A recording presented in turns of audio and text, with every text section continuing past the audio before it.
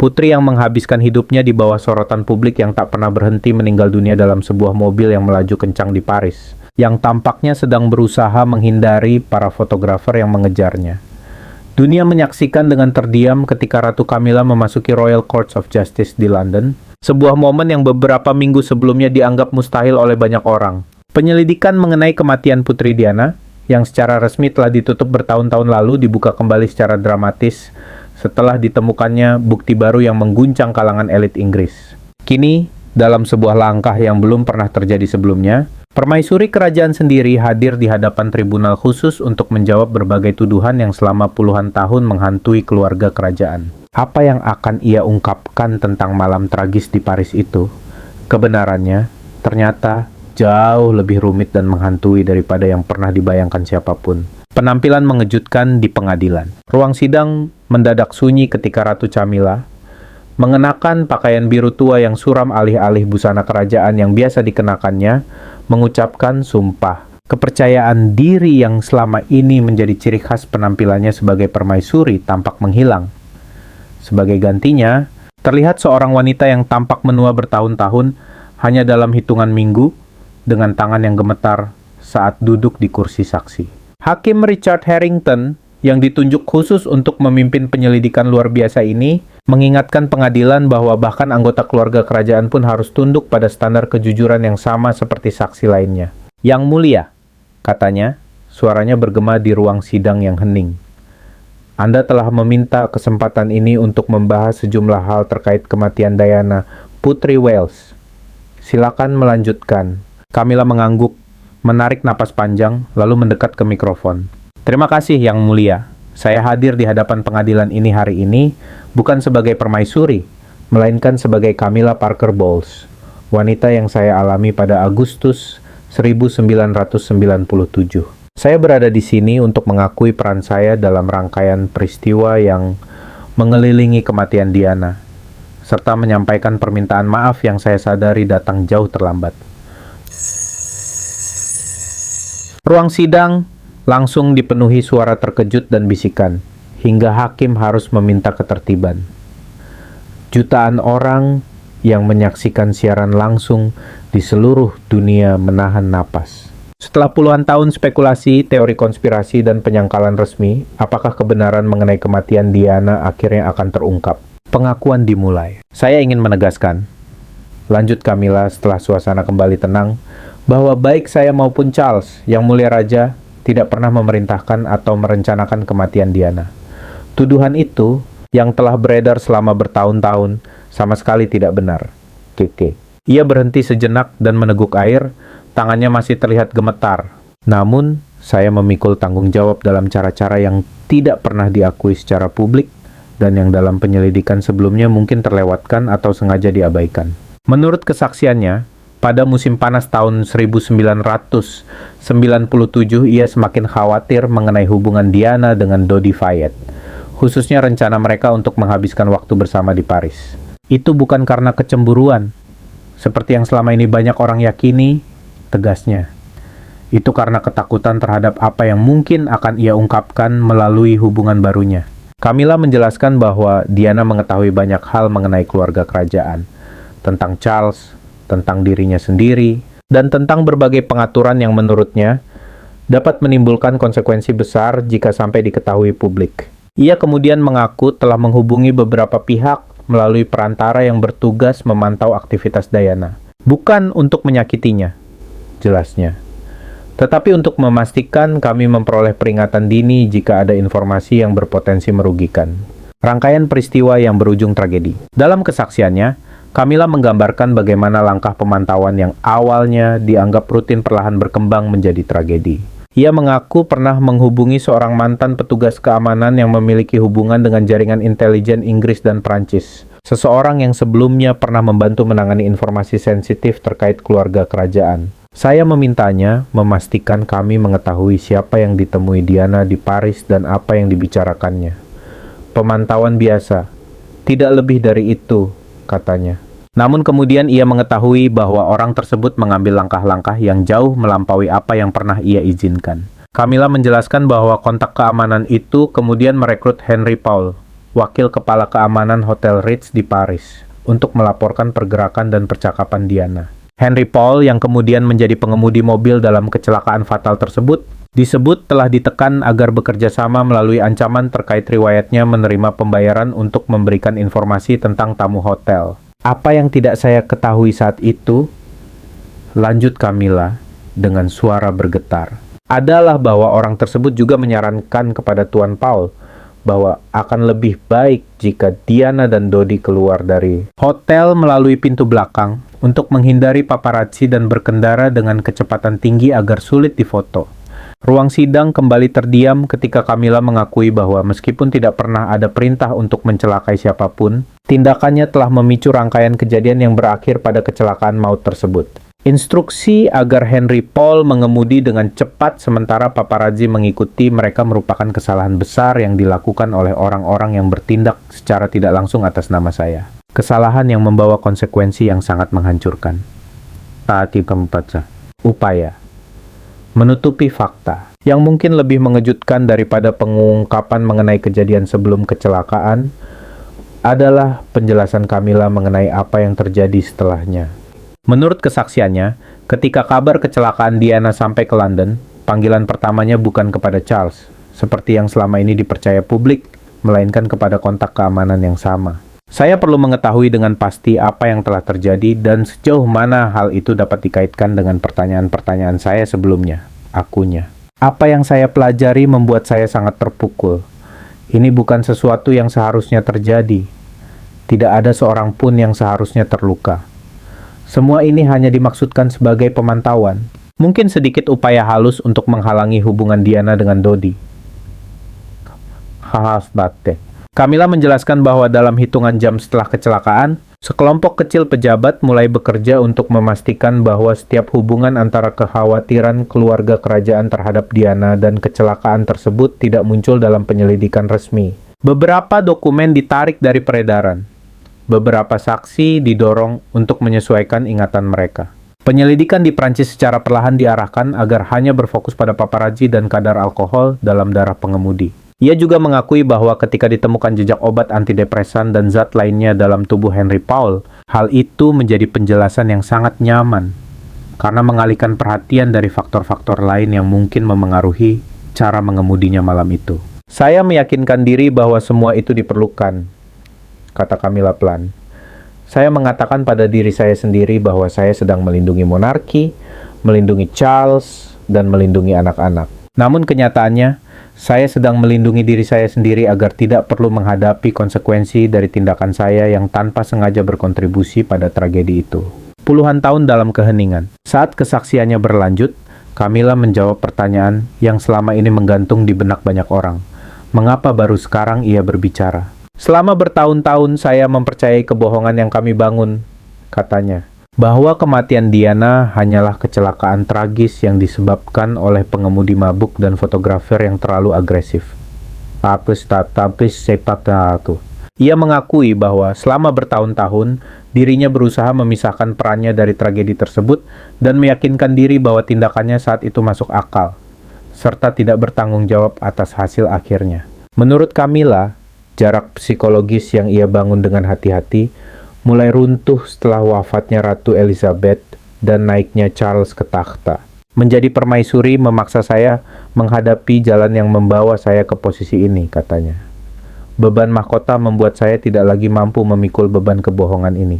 Ia mengungkapkan bahwa titik balik terakhir terjadi ketika anak-anak Pangeran William, terutama Charlotte, mulai bertanya tentang nenek yang tidak pernah mereka kenal. Ketika William memberitahu saya bahwa Charlotte bertanya apakah cerita yang mengatakan nenek Camilla terlibat dalam kematian Diana itu benar, dan saya melihat rasa sakit di matanya saat menceritakannya, saya sadar bahwa saat untuk mengatakan kebenaran akhirnya telah tiba. Camilla mengakui bahwa pengakuannya tidak sepenuhnya dilakukan secara sukarela. Menurut kesaksiannya, bukti baru-baru ini muncul melalui pengakuan menjelang kematian dari seorang petugas keamanan yang pernah ia pekerjakan. Orang tersebut disebut telah mendokumentasikan tindakannya sebagai bentuk perlindungan diri. Dokumen-dokumen itu kemudian sampai ke kantor jaksa penuntut umum dan memicu dibukanya kembali penyelidikan. Saya bisa saja terus menyangkal semuanya, akunya, Tetapi bukti itu pada akhirnya akan terungkap juga. Saya tidak sanggup membayangkan William dan Harry mengetahui kebenaran dari catatan pengadilan daripada mendengarnya langsung dari saya. Permintaan maaf. Momen paling emosional dalam kesaksiannya terjadi ketika Camilla secara langsung menyampaikan pesan kepada William dan Harry. Keduanya tidak hadir di ruang sidang, tetapi ia tahu bahwa mereka akan menyaksikan proses tersebut. Kepada William dan Harry, saya tahu tidak ada permintaan maaf yang akan pernah cukup. Ibu kalian seharusnya hadir di hari pernikahan kalian. Ia seharusnya mengenal cucu-cucunya. Ia seharusnya menjalani kehidupan panjang yang masih terbentang di hadapannya. Walaupun saya tidak pernah berniat mencelakakannya, tindakan saya turut berkontribusi menciptakan keadaan yang akhirnya menyebabkan ia terluka. Untuk itu, saya sungguh menyesal, dan penyesalan itu tidak akan pernah bisa saya maafkan sendiri. Kemudian ia menoleh kembali kepada hakim dan berkata, "Saya menerima konsekuensi hukum apapun yang dianggap pantas oleh pengadilan atas peran saya dalam peristiwa ini, serta upaya menyembunyikan kebenaran setelahnya. Saya tidak meminta pengampunan karena saya tidak yakin itu mungkin diberikan. Saya hanya ingin akhirnya mengatakan kebenaran demi mengenang Diana dan demi kedua putranya." Ketika ia selesai berbicara, ruang sidang tetap sunyi. Wanita yang kini menyandang gelar permaisuri kerajaan Inggris baru saja mengaitkan dirinya dengan rangkaian peristiwa yang, menurut kesaksiannya, berujung pada kematian Putri Diana serta penutupan fakta yang berlangsung selama puluhan tahun. Dampaknya terhadap konstitusi dan keluarga kerajaan dianggap sangat besar. Dampak. Setelah kesaksian, saat sidang ditunda untuk mempertimbangkan kesaksian luar biasa tersebut, para pakar hukum mulai memperdebatkan kemungkinan konsekuensi yang dapat muncul. Meskipun Camilla tidak mengakui adanya niat untuk mencelakai siapapun, pengakuannya mengenai pemantauan yang kemudian berkembang menjadi tragedi, serta dugaan keterlibatannya dalam penyembunyian bukti berpotensi memunculkan berbagai persoalan hukum. Situasi ini juga memicu krisis konstitusional yang belum pernah terjadi sebelumnya. Raja Charles, yang dikabarkan mengetahui niat Camilla untuk memberikan kesaksian tetapi tidak mengetahui seluruh isi pengakuannya, menghadapi tekanan untuk memberikan pernyataan kepada publik. Sumber-sumber istana menggambarkan sang raja sebagai sosok yang sangat terpukul oleh pengungkapan tersebut, namun tetap mendukung terungkapnya kebenaran. Pangeran William dan Pangeran Harry, meskipun hubungan mereka selama bertahun-tahun sering dikabarkan renggang, disebut sempat berbicara melalui telepon tidak lama setelah kesaksian berakhir. Belum ada pernyataan resmi yang dikeluarkan, tetapi orang-orang terdekat mereka mengatakan bahwa keduanya sedang mencoba memahami seluruh informasi yang baru terungkap. Reaksi publik berlangsung sangat besar. Kerumunan warga berkumpul di luar istana Buckingham. Sebagian menuntut perubahan besar dalam institusi kerajaan, sementara yang lain meletakkan bunga untuk mengenang Diana. Kesaksian tersebut membuka kembali luka lama yang belum pernah benar-benar sembuh dalam ingatan masyarakat Inggris, di mana Diana masih dikenang sebagai putri rakyat. Bagi Camilla, masa depan tetap penuh ketidakpastian. Saat meninggalkan pengadilan dengan pengawalan ketat, ia tidak lagi tampak membawa simbol kemegahan kerajaan dengan keyakinan yang sama, melainkan memikul beban sebuah kebenaran yang, menurut narasi ini, membutuhkan waktu hampir 3 dekade untuk diungkapkan. Apakah pengakuan itu akan membawa penutupan bagi masa lalu atau justru membuka babak baru yang penuh gejolak bagi monarki masih menjadi pertanyaan. Yang jelas, kisah suksesi kerajaan tidak akan pernah dipandang dengan cara yang sama setelah hari itu. Kerajaan tampak kesulitan mempertahankan kestabilannya. Apa yang sebenarnya membawa mereka ke titik ini? Dan apa arti semua ini bagi masa depan monarki?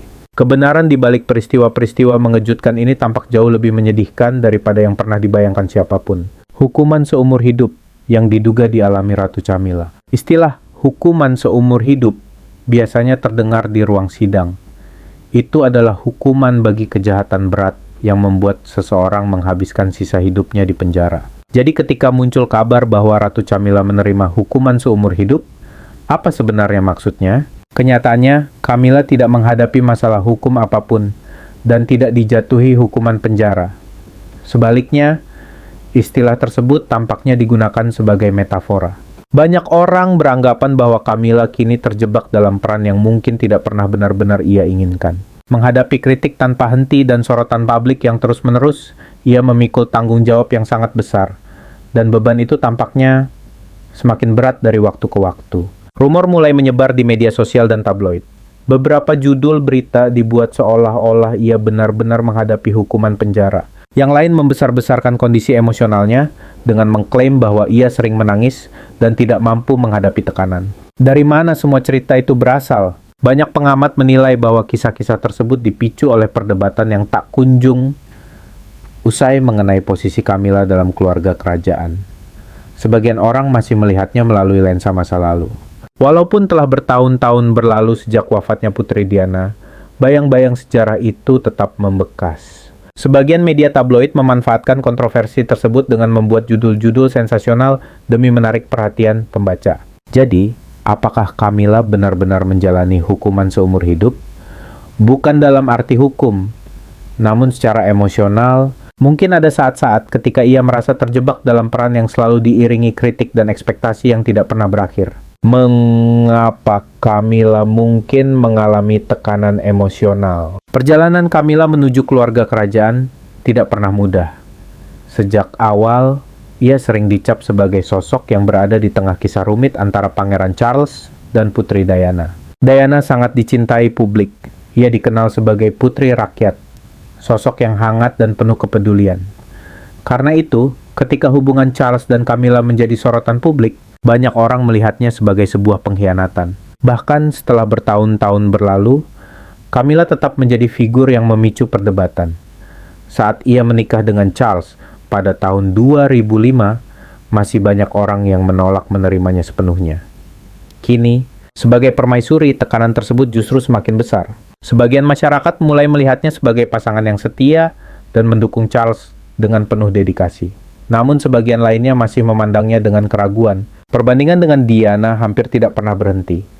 Bayangkan berada dalam posisi di mana jutaan orang terus-menerus menilai, membandingkan, dan mempertanyakan diri Anda. Itulah kenyataan yang harus dihadapi Camilla setiap hari. Selain itu, terdapat pula tekanan yang datang dari dinamika keluarga kerajaan sendiri. Kisah hidup Diana meninggalkan dampak mendalam bagi Pangeran William dan Pangeran Harry.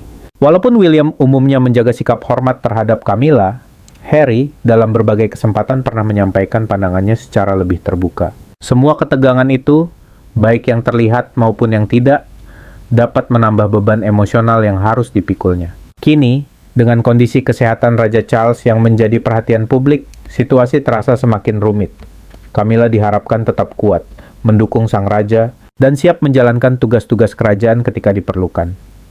Namun di balik layar, ia mungkin juga sedang berjuang menghadapi tekanan yang luar biasa. Peran Camilla dalam monarki. Menjadi permaisuri bukanlah sesuatu yang sejak awal direncanakan Camilla.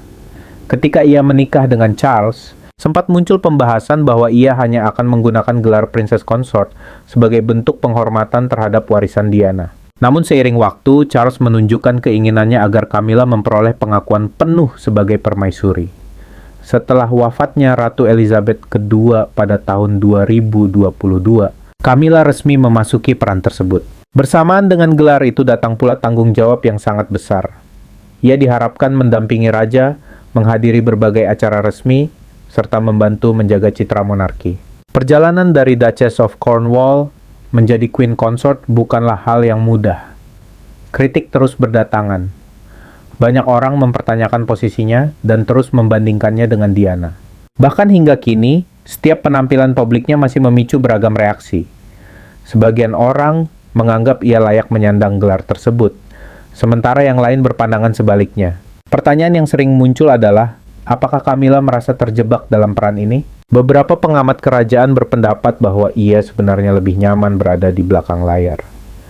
Namun, dengan kondisi kesehatan Raja Charles dan meningkatnya tanggung jawab kerajaan, ia kini berada di pusat perhatian dunia. Kabar mengenai kesehatan Raja Charles. Tidak lama setelah masyarakat mulai terbiasa dengan Charles sebagai raja, muncul kabar mengejutkan bahwa beliau didiagnosis menderita kanker. Pengumuman tersebut disampaikan oleh Istana Buckingham. Istana tidak mengungkapkan jenis kanker yang diderita, tetapi menegaskan bahwa penyakit tersebut bukan kanker prostat. Kabar itu menimbulkan kekhawatiran luas. Di usianya yang telah memasuki pertengahan 70-an, masalah kesehatan tentu menjadi perhatian serius. Charles telah menjalani perawatan, tetapi banyak detail yang tetap dirahasiakan. Para pakar kesehatan menekankan pentingnya deteksi dini, Namun, tanpa informasi yang lebih lengkap, sulit untuk membuat prediksi mengenai proses pemulihannya. Reaksi keluarga kerajaan. Camilla tetap berada di sisi Charles sambil menjalankan tugas-tugas kerajaan. Beberapa laporan menyebutkan bahwa ia menghadapi tekanan besar karena harus menyeimbangkan berbagai tanggung jawab sekaligus. Pangeran William juga mengambil lebih banyak peran dalam menjalankan kewajiban kerajaan. Sebagai pewaris takhta, ia memikul tanggung jawab yang semakin besar untuk menjaga stabilitas institusi monarki. Sementara itu, reaksi Pangeran Harry menjadi salah satu topik yang paling banyak dibicarakan. Setelah bertahun-tahun hubungan yang dikabarkan renggang dengan keluarga kerajaan, ia melakukan kunjungan singkat ke Inggris setelah mengetahui kondisi ayahnya. Banyak pihak bertanya-tanya apakah krisis ini akan mendekatkan kembali anggota keluarga kerajaan atau justru mempertahankan jarak yang sudah lama ada. Masa depan monarki. Jika kondisi kesehatan Raja Charles memburuk, perhatian akan beralih kepada Pangeran William sebagai pewaris takhta berikutnya. Banyak orang percaya bahwa William telah mempersiapkan diri untuk peran tersebut sepanjang hidupnya. Ia dikenal sebagai sosok yang bertanggung jawab dan memperoleh dukungan luas dari publik. Namun menjadi raja bukanlah tugas yang ringan. Jika kondisi sang ayah mengharuskannya mengambil peran yang lebih besar, lebih cepat dari yang diperkirakan, tantangan yang dihadapi akan semakin besar. Monarki Inggris sendiri berada pada titik penting dalam sejarahnya. Sebagian masyarakat masih mendukung institusi tersebut dengan penuh semangat, sementara sebagian lainnya mempertanyakan relevansinya di masa modern. Untuk saat ini, dunia hanya bisa menunggu dan mengamati. Akankah Raja Charles pulih? Akankah Camilla menemukan kekuatan dalam perannya? Dan apakah krisis ini akan menyatukan keluarga kerajaan atau justru memperdalam perpecahan yang sudah ada? Yang jelas, keluarga kerajaan sedang menghadapi salah satu periode paling sulit dalam beberapa tahun terakhir, dan masa depannya masih penuh tanda tanya. Catatan. Bagian berikut merupakan kisah fiksi dan tidak merujuk pada peristiwa nyata maupun individu nyata. Catatan telepon lama mulai diperiksa kembali. Saksi-saksi yang selama bertahun-tahun memilih diam akhirnya bersedia berbicara. Salah satu dari mereka mengaku pernah mendengar seorang anggota keluarga bangsawan mengucapkan ancaman terhadap sang putri jauh sebelum kecelakaan tragis itu terjadi. Yang paling mengejutkan adalah ditemukannya sejumlah rekaman percakapan rahasia. Dalam salah satu rekaman, terdengar ungkapan yang menunjukkan rasa iri dan kekecewaan mendalam terhadap posisi sang putri. Rekaman lain memperlihatkan percakapan dengan seorang pria misterius yang mengisyaratkan adanya rencana besar yang selama ini disembunyikan. Para jaksa dalam cerita fiksi ini menggambarkan sosok tersebut sebagai seseorang yang dikuasai rasa iri. Seseorang yang merasa hidupnya selalu berada di bawah bayang-bayang sang putri yang lebih terkenal, lebih dicintai, dan lebih dihormati publik. Persidangan berlangsung penuh ketegangan. Media massa menyorot setiap gerak-geriknya. Setiap ekspresi dianalisis. Setiap kata menjadi bahan perdebatan. Titik balik datang ketika seorang mantan staf kerajaan memutuskan untuk mengungkapkan informasi yang selama ini ia simpan. Ia menyerahkan surat-surat lama, rekaman rahasia, dan catatan pribadi yang diduga berisi pikiran-pikiran kelam mengenai sang putri. Hari pembacaan putusan menjadi puncak dari seluruh drama. Ruang sidang dipenuhi wartawan, kamera, dan pengamat. Ketika hakim membacakan keputusan, suasana berubah tegang. Untuk pertama kalinya selama persidangan, sosok yang selama ini tampak tenang kehilangan kendali. Ia berdiri, berteriak, dan melontarkan berbagai tuduhan kepada orang-orang yang menurutnya ikut bertanggung jawab atas tragedi masa lalu. Petugas keamanan segera bertindak untuk menenangkan situasi, sementara para wartawan berusaha merekam setiap detik kejadian tersebut. Meski sidang telah berakhir, berbagai pertanyaan tetap menggantung. Apakah seluruh kebenaran telah terungkap? Ataukah masih ada rahasia lain yang belum diketahui publik? Itulah yang membuat kisah ini terus menjadi bahan perbincangan dan spekulasi. Ketika ketiga anggota keluarga itu akhirnya keluar dari pertemuan tersebut, mereka tampak sangat lelah secara emosional. Namun menurut beberapa staf, hubungan mereka terlihat sedikit membaik. Tidak ada pernyataan resmi yang dikeluarkan setelah pertemuan itu. Meski demikian, perubahan besar segera terlihat. Pangeran William kembali menjalankan tugas-tugas kerajaannya, tetapi dengan pendekatan yang berbeda. Ia menjadi lebih terbuka, lebih berani menyampaikan pandangan, dan tidak lagi terlalu terikat pada tradisi yang selama ini membatasi dirinya. Proyek dokumenternya bersama Netflix akhirnya diubah menjadi sebuah serial yang berfokus pada modernisasi monarki dengan persetujuan yang diberikan secara enggan oleh Raja Charles. Perubahan paling signifikan terjadi ketika Pangeran Harry mengumumkan rencana untuk kembali ke Inggris dalam jangka waktu yang lebih lama. Melalui kesepakatan yang telah dinegosiasikan dengan hati-hati, ia akan menjalankan sejumlah tugas kerajaan secara terbatas yang berfokus pada kegiatan amal. Sumber yang dekat dengan kedua saudara itu menyebutkan bahwa William mendorong agar Harry kembali mengambil peran tertentu sebagai salah satu syarat agar dirinya tetap bekerja sama dengan harapan dan tuntutan institusi kerajaan. Normal baru bagi monarki. Beberapa bulan setelah kontroversi yang memicu rangkaian peristiwa luar biasa tersebut, monarki Inggris memasuki babak baru. William tidak sepenuhnya kembali menjadi sosok yang selalu patuh seperti dahulu, tetapi juga tidak memilih jalan yang sama seperti Harry yang meninggalkan tugas kerajaan sepenuhnya. Sebaliknya, ia membangun posisi baru sebagai reformis dari dalam sistem. Ia tetap berkomitmen terhadap masa depan monarki, tetapi ingin membentuk perubahan sesuai keyakinannya sendiri. Istana tidak pernah secara resmi menjelaskan temuan spesifik yang menjadi sumber kontroversi tersebut. Banyak pengamat kerajaan berpendapat bahwa informasi itu berkaitan dengan silsilah keluarga yang membuat William mempertanyakan hubungan antara institusi kerajaan dan transparansi. Hubungan William dan Harry masih rumit, tetapi tidak dapat disangkal bahwa keduanya kini lebih dekat dibanding beberapa tahun sebelumnya. Mereka memang tidak lagi menjadi pasangan saudara yang selalu bersama seperti dulu. Tetapi kini, mereka berkomunikasi secara rutin dan beberapa kali tampil bersama dalam kegiatan amal yang berkaitan dengan warisan Putri Diana. Para pengamat mencatat bahwa William mulai mengadopsi beberapa pandangan Harry mengenai reformasi institusi kerajaan.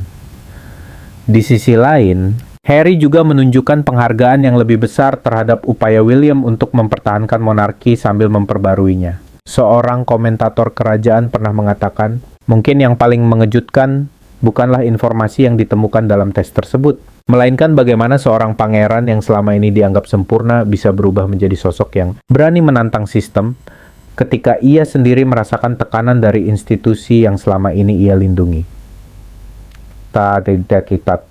Dalam proses itu, William tampaknya menemukan pemahaman baru tentang saudaranya dan bahkan tentang dirinya sendiri. Bagi monarki Inggris yang selama ini identik dengan tradisi dan kesinambungan, masa depan kini terasa jauh lebih sulit diprediksi. Mereka memiliki seorang pewaris takhta yang pernah mengalami bentuk pemberontakannya sendiri, dan keluar dari pengalaman itu dengan tekad untuk mengubah institusi yang suatu hari akan ia pimpin. Reaksi terhadap proyek Netflix Meghan Markle. Muncul pertanyaan baru, apakah Meghan Markle kembali memicu kontroversi kerajaan? Laporan mengenai proyek Netflix terbarunya membuat banyak orang bertanya-tanya, apakah Raja Charles merasa khawatir terhadap dampaknya. Sejak Meghan dan Harry meninggalkan keluarga kerajaan, mereka telah membagikan sudut pandang mereka melalui wawancara, buku, dokumenter, dan berbagai proyek media lainnya. Karena itu, setiap proyek baru yang mereka luncurkan selalu menarik perhatian publik dan memunculkan spekulasi baru. Banyak orang masih mengingat dokumenter Harry dan Meghan yang memberikan kesempatan kepada pasangan itu untuk menceritakan pengalaman mereka sendiri mengenai kehidupan di dalam keluarga kerajaan. Kemudian hadir buku memoir Harry yang memicu perdebatan luas karena berisi berbagai pengungkapan pribadi mengenai keluarganya.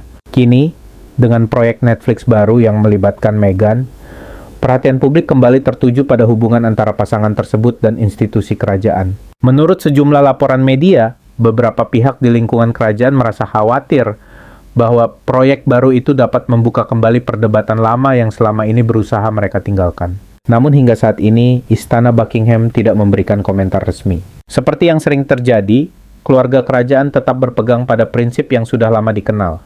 Never complain, never explain. Artinya, mereka jarang menanggapi rumor atau kontroversi secara langsung. Meskipun demikian, banyak pengamat percaya bahwa pihak istana tetap memantau perkembangan situasi dengan sangat cermat. Apakah proyek tersebut akan menimbulkan ketegangan baru atau justru menjadi langkah menuju hubungan yang lebih tenang masih belum diketahui. Yang pasti, setiap langkah Meghan dan Harry masih menjadi perhatian dunia, dan setiap perkembangan baru selalu memunculkan diskusi yang luas mengenai masa depan keluarga kerajaan Inggris. Diam atau mengeluarkan pernyataan. Jika Istana Buckingham memilih untuk tetap diam, hal itu bisa berarti dua hal. Pertama, mereka tidak ingin memberikan publisitas tambahan kepada acara tersebut. Bagaimanapun, setiap respons resmi dari keluarga kerajaan hanya akan membuat cerita itu semakin besar. Kedua, Bisa jadi mereka memilih untuk menangani situasi tersebut secara tertutup. Hanya karena tidak ada komentar publik bukan berarti Raja Charles tidak mengambil langkah apapun. Sang raja mungkin sedang melakukan berbagai pembicaraan di balik layar mengenai dampak acara tersebut terhadap keluarga kerajaan. Namun, bagaimana jika istana memutuskan untuk mengeluarkan pernyataan resmi? Itu akan menjadi perkembangan yang sangat besar. Langkah seperti itu bisa menunjukkan bahwa isi acara dianggap cukup serius, sehingga tidak dapat diabaikan begitu saja. Situasi serupa hanya terjadi beberapa kali dalam sejarah modern kerajaan.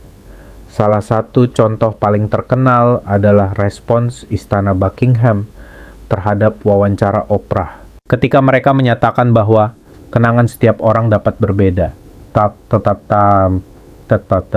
Jika Raja Charles memutuskan untuk berbicara secara terbuka, kemungkinan tujuannya adalah untuk membela institusi monarki atau meluruskan informasi yang dianggap tidak akurat. Sebaliknya, jika istana tetap diam, banyak pihak akan menafsirkannya sebagai tanda bahwa mereka tidak menganggap acara tersebut cukup penting untuk ditanggapi.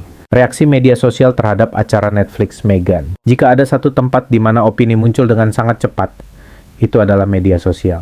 Begitu kabar mengenai acara terbaru Meghan Markle muncul, berbagai platform langsung dipenuhi reaksi. Para pendukung Meghan memujinya sebagai sosok yang inspiratif, mandiri, dan berani menyuarakan pendapatnya. Mereka menilai bahwa Meghan sedang membangun jalannya sendiri di luar keluarga kerajaan dan berhak meraih kesuksesan. Di sisi lain, para pengkritiknya juga tidak tinggal diam. Sebagian menuduh Meghan kembali memainkan narasi yang sama seperti sebelumnya. Ada pula yang menilai bahwa ia masih memanfaatkan keterkaitannya dengan keluarga kerajaan untuk tetap menjadi pusat perhatian publik. Tentu saja media sosial juga dipenuhi meme dan komentar satir. Beberapa pengguna bercanda bahwa Raja Charles mungkin menjatuhkan cangkir tehnya ketika mendengar kabar tentang acara baru tersebut. Yang lain menyindir bahwa setiap proyek Meghan selalu kembali pada topik yang sama.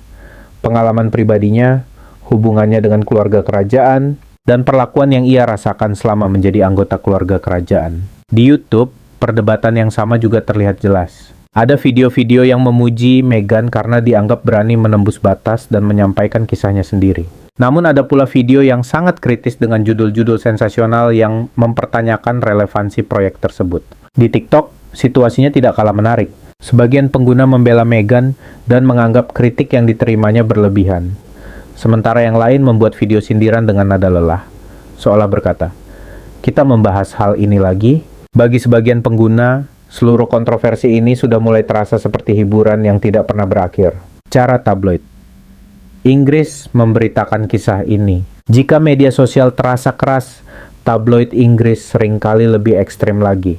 Media-media tersebut dikenal gemar memberitakan drama keluarga kerajaan dengan judul yang mencolok dan penuh sensasi. Beberapa surat kabar menggambarkan proyek terbaru, Meghan, sebagai upaya lain untuk tetap menjadi pusat perhatian. Ada pula laporan yang mengklaim bahwa Raja Charles merasa kecewa, atau bahwa Pangeran William sangat marah. Apakah klaim tersebut benar? Tidak ada yang benar-benar tahu.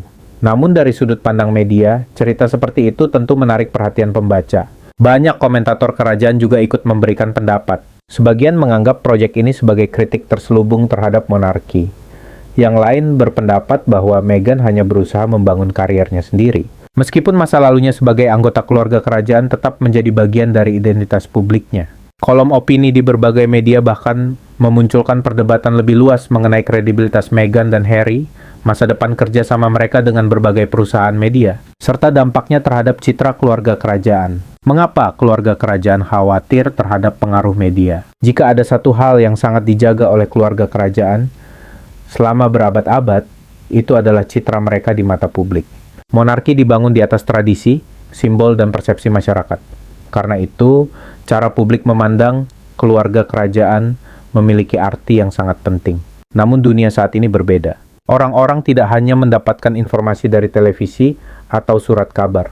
Mereka juga membentuk opini melalui media sosial, dokumenter, podcast, dan berbagai platform digital lainnya. Banyak pengamat berpendapat bahwa Meghan dan Harry memahami perubahan ini dengan sangat baik. Melalui berbagai proyek media mereka, pasangan tersebut mampu menyampaikan versi cerita mereka sendiri kepada jutaan orang di seluruh dunia. Bagi keluarga kerajaan, hal ini menghadirkan tantangan baru. Bahkan ketika istana memilih untuk tidak memberikan tanggapan, narasi yang berkembang di ruang publik tetap berjalan dan membentuk persepsi masyarakat. Kekuatan. Cerita dalam membentuk opini publik. Cerita memiliki kekuatan besar. Sebuah kisah yang disampaikan dengan baik dapat mengubah cara orang melihat suatu peristiwa. Tokoh, bahkan institusi besar sekalipun. Banyak momen yang dibagikan Meghan kepada publik memicu reaksi emosional yang kuat. Sebagian orang merasa simpati, sementara yang lain mempertanyakan sudut pandangnya. Bagi Raja Charles, inilah tantangan yang rumit. Monarki secara tradisional tidak membalas setiap tuduhan atau kritik. Mereka berpegang pada prinsip lama untuk tidak menjelaskan setiap kontroversi secara terbuka. Namun di era digital, diam terkadang dapat ditafsirkan dengan berbagai cara. Sementara Meghan dan Harry menggunakan berbagai platform untuk menceritakan pengalaman mereka, keluarga kerajaan tetap memilih pendekatan yang lebih tradisional dan hati-hati. Perbedaan inilah yang membuat hubungan antara kedua pihak terus menjadi bahan diskusi publik. Dampaknya terhadap pemerintahan Raja Charles. Raja Charles menunggu puluhan tahun untuk naik takhta. Kini setelah ia menjadi raja, salah satu tantangan terbesar yang dihadapinya adalah menjaga stabilitas citra monarki di tengah perubahan besar dalam dunia media. Setiap proyek baru yang melibatkan Meghan dan Harry berpotensi memunculkan kembali perdebatan mengenai keluarga kerajaan. Di satu sisi, Charles ingin mempertahankan martabat institusi yang dipimpinnya.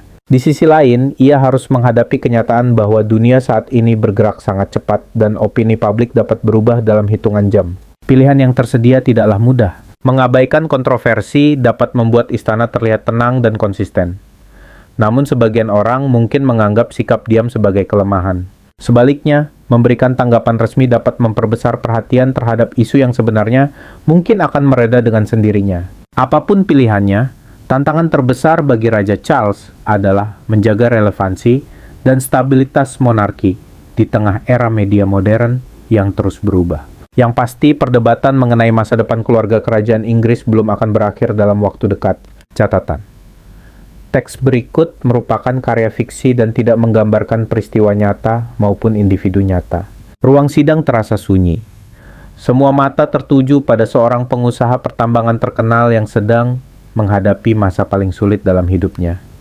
Wajahnya pucat, tangannya gemetar, dan ketegangan terlihat jelas di setiap gerakannya. Selama berbulan-bulan, perusahaan yang dipimpinnya menghadapi penyelidikan terkait dugaan pelanggaran lingkungan. Berbagai laporan, kesaksian, dan dokumen menjadi bagian dari proses hukum yang panjang dan melelahkan. Ketika hakim mulai membacakan keputusan, suasana menjadi semakin tegang. Setiap kata terdengar berat. Masa depan yang selama ini ia bangun tampak berada di ujung tanduk. Tak lama kemudian, tubuhnya terlihat kehilangan keseimbangan. Ia terduduk dan harus segera mendapatkan bantuan medis. Orang-orang di ruang sidang terkejut melihat peristiwa tersebut. Kabar itu segera menyebar ke seluruh negeri. Media membahas dampaknya terhadap bisnis, karyawan, dan proyek-proyek yang selama ini menjadi sumber penghidupan banyak orang. Beberapa hari kemudian, tokoh tersebut merilis sebuah pernyataan publik. Dengan nada emosional, ia mengakui bahwa tekanan pekerjaan, sorotan media, dan berbagai tuntutan telah memengaruhi kehidupannya secara mendalam. Ia berjanji akan bekerja sama dengan pihak berwenang, memperbaiki kesalahan yang mungkin terjadi, dan membangun kembali kepercayaan publik. Banyak orang merasa simpati. Sebagian lainnya tetap kritis. Namun satu hal yang pasti, kisah tersebut menjadi pengingat bahwa kesuksesan besar seringkali datang bersama tanggung jawab yang besar pula. Kini semua orang menunggu langkah berikutnya. Apakah ia mampu bangkit kembali dan memperbaiki reputasinya?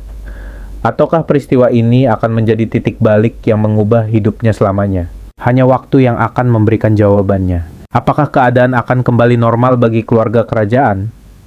Atau apakah pengaruh Meghan dan Harry akan mengubah monarki untuk selamanya? Salah satu kemungkinan adalah Raja Charles memilih untuk benar-benar memutus hubungan dengan Harry dan Meghan. Rumor mengenai kemungkinan pencabutan gelar kerajaan Harry sudah beredar selama beberapa waktu. Jika berbagai kontroversi terus berlanjut, Charles mungkin merasa bahwa cara terbaik untuk melindungi monarki adalah dengan menciptakan jarak yang lebih jelas antara institusi kerajaan dan pasangan tersebut. Kemungkinan lain adalah generasi kerajaan berikutnya akan mengubah cara mereka berhubungan dengan media. Pangeran William dan Catherine, Putri Wales, sudah menunjukkan pendekatan yang berbeda. Mereka berbagi lebih banyak momen pribadi kepada publik, tetapi tetap mengendalikan narasi mereka sendiri. Banyak yang berpendapat bahwa mereka telah belajar dari dampak besar yang ditimbulkan oleh Meghan dan Harry terhadap opini publik. Satu hal yang pasti, keluarga kerajaan tidak bisa lagi mengabaikan kekuatan media modern. Jadi, apakah acara Netflix Meghan Markle benar-benar penting? Ya, ini bukan sekadar proyek televisi biasa. Ini adalah simbol bagaimana kekuatan cerita dan media modern dapat membentuk kembali cara publik memandang monarki. Raja Charles berada dalam posisi yang sulit. Ia ingin menjaga keluarga kerajaan tetap dihormati dan stabil.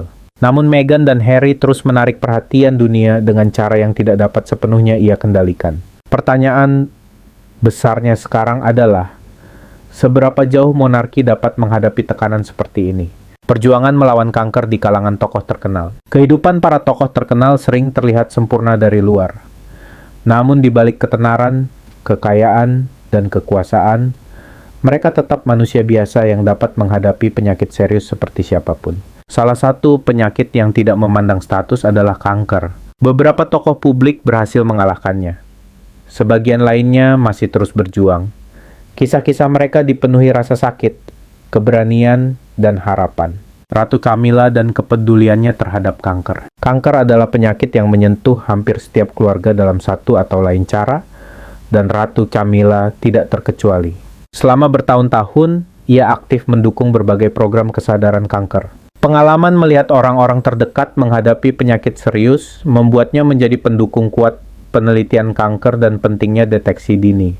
Ia telah bekerja sama dengan berbagai organisasi kesehatan, menghadiri acara amal, dan membantu meningkatkan kesadaran masyarakat mengenai pemeriksaan kesehatan secara rutin. Belakangan ini, muncul berbagai spekulasi mengenai kesehatannya sendiri, terutama setelah Raja Charles mengumumkan diagnosis kanker yang sedang dijalaninya. Namun hingga saat ini tidak ada pengumuman resmi yang menyatakan bahwa Camilla menderita kanker.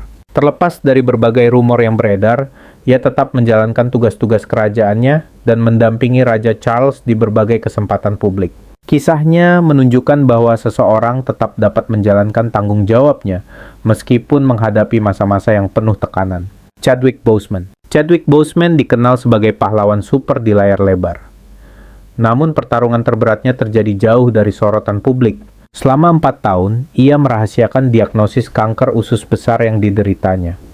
Di tengah operasi, kemoterapi, dan berbagai perawatan medis, ia tetap membintangi film-film besar seperti Black Panther.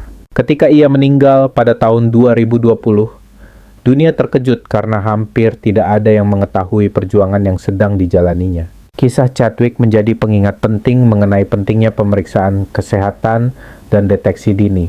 Jane Fonda. Jane Fonda menghadapi diagnosis limfoma non-Hodgkin dengan sikap yang luar biasa positif. Alih-alih menyembunyikan penyakitnya, ia berbicara secara terbuka kepada publik dan tetap aktif dalam kegiatan sosial, akting, serta olahraga. Keberaniannya menginspirasi banyak orang untuk melihat bahwa usia dan penyakit tidak harus menghalangi seseorang menjalani hidup yang bermakna. Hugh Jackman. Hugh Jackman telah beberapa kali menjalani perawatan akibat kanker kulit jenis karsinoma sel basal. Ia menggunakan pengalamannya untuk mengingatkan masyarakat mengenai pentingnya penggunaan tabir surya dan pemeriksaan kulit secara rutin. Pesan sederhananya sangat jelas.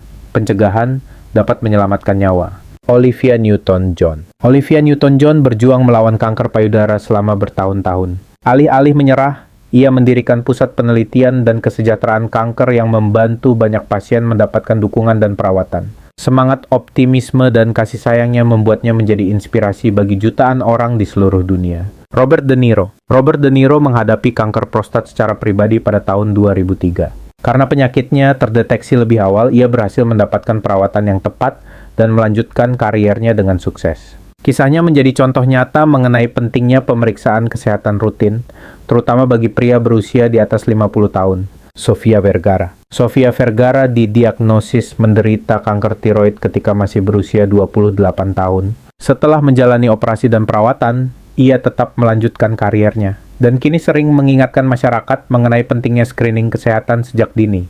Kisahnya menunjukkan bahwa kanker dapat menyerang siapa saja tanpa memandang usia. Val Kilmer. Val Kilmer menghadapi kanker tenggorokan yang memengaruhi suaranya. Meski mengalami kesulitan berbicara, ia terus berkarya dan memanfaatkan teknologi modern untuk tetap berpartisipasi dalam dunia perfilman. Perjalanannya menunjukkan bahwa ketahanan dan kemampuan beradaptasi dapat membantu seseorang menghadapi perubahan besar dalam hidup. Kisah-kisah ini mengingatkan kita bahwa tidak ada seorang pun yang kebal terhadap penyakit, bahkan tokoh-tokoh paling terkenal di dunia. Yang membuat mereka istimewa bukanlah ketenaran mereka, melainkan keberanian mereka untuk terus melangkah di tengah kesulitan. Kesadaran, deteksi dini, dan dukungan terhadap penelitian kanker tetap menjadi hal yang sangat penting. Semoga kisah mereka menjadi sumber inspirasi bagi siapa saja yang sedang menghadapi tantangan dalam hidup.